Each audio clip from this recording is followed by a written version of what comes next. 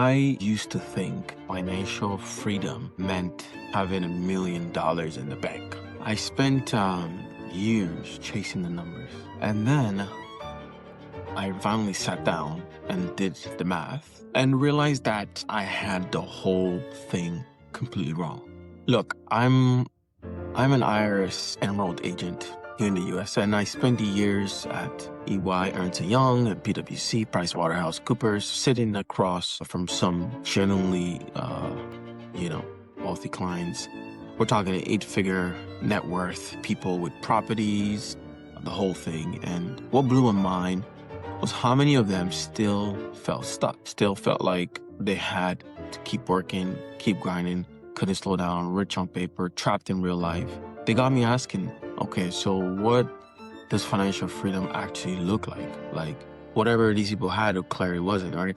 So, and what I found out completely changed how I think about money. I'm going to give you 4 steps today, but I need you to stay with me through step 2, because that's where most people's entire financial plan quietly breaks down, and most people never even realize that. So before I go on further, real quick, if you're on here and you're new, welcome to Empower Capital. We talk about real wealth building strategies for people who are actually serious about building wealth, serious about building a different life, so make sure to hit the subscribe button.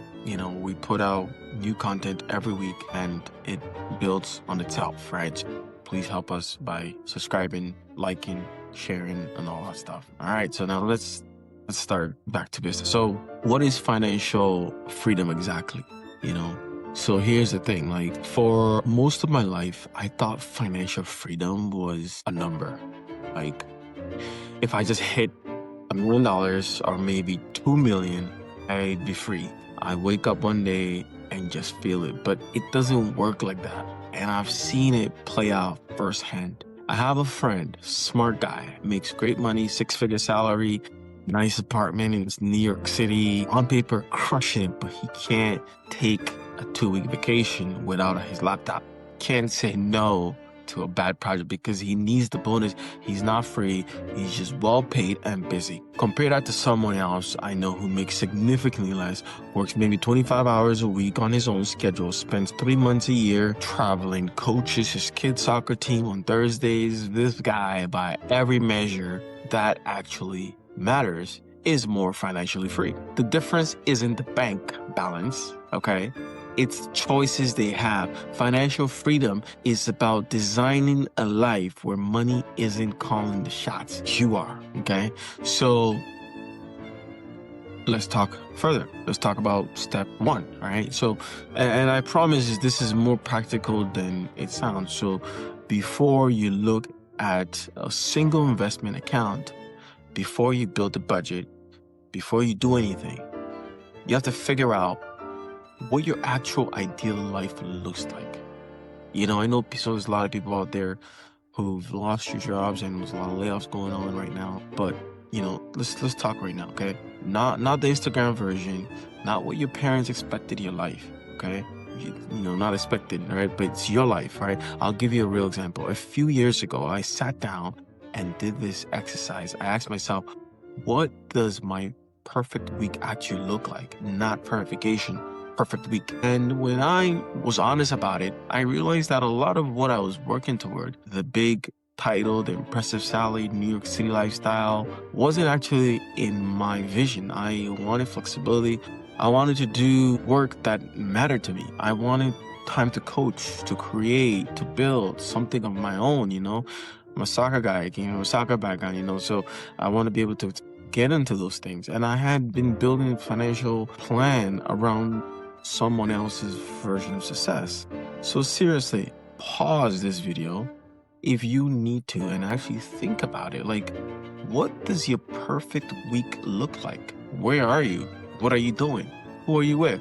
Because that question is your blueprint, and you can't build a financial plan without a blueprint, okay?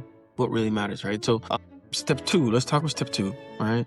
Question your must-haves, right? Question your must-haves. And this is the one I told you about. Okay, step 2. Remember I said to stay up to step 2 at least, right? So here's a real scenario. You know somebody like this, right? You know somebody like this. So maybe it's you, no judgment, right? Just making $100K a year, maybe, or even more, $200K a year, feeling broke. How? Because the lifestyle, right? Because the lifestyle crept up to match the income. The apartment upgrade, the car payment that felt reasonable at the time, the subscription you forgot you had, the dinners out because you're too tired to cook after working, the hours it takes to afford all of it, right? Like working in public accounting, right? And EY, PwC, right? You work like crazy. That's the trap. And nobody talks about it because it doesn't feel like a trap. It feels like success. So step 2 is getting brutally honest about your must-haves, like not what society says you should have, what you actually need for the life you design is step 1. Right? For me, when I did this, right, I realized I was paying for a gym membership I used barely, streaming service that I wasn't watching for weeks, and a car payment on a vehicle I mostly used only on weekends. None of that was my ideal life blueprint. It was just noise I had accumulated.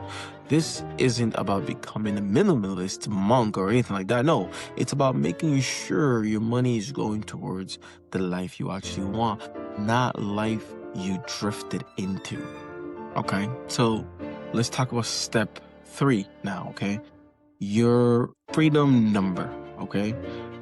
All right, that's step 3.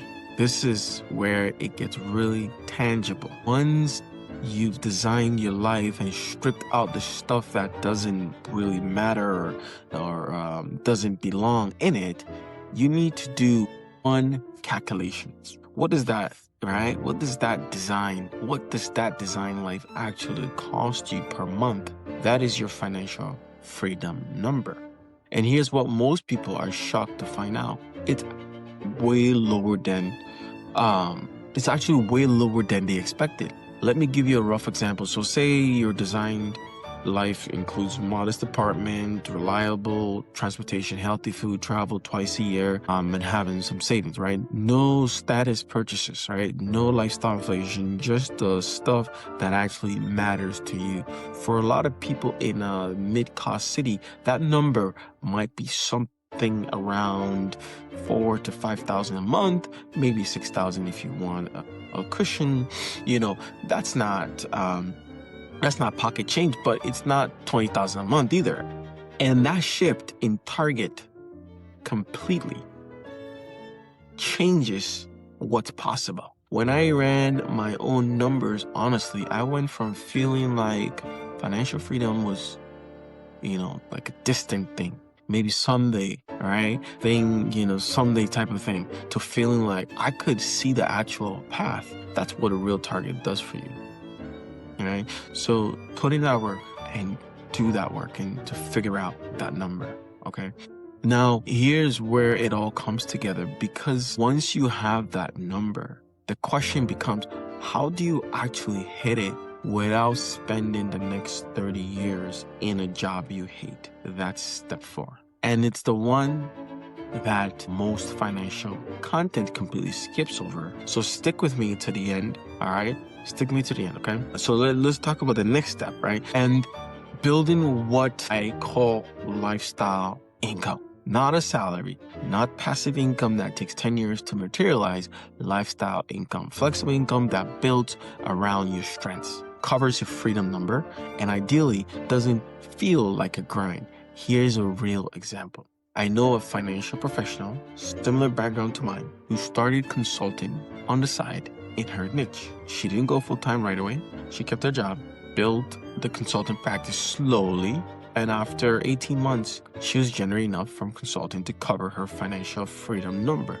That gave her the leverage to renegotiate at her day job, take on that project, right? She actually wanted and eventually transitioned out of work she didn't love. She didn't need to replace her whole salary. She just needed to hit her number.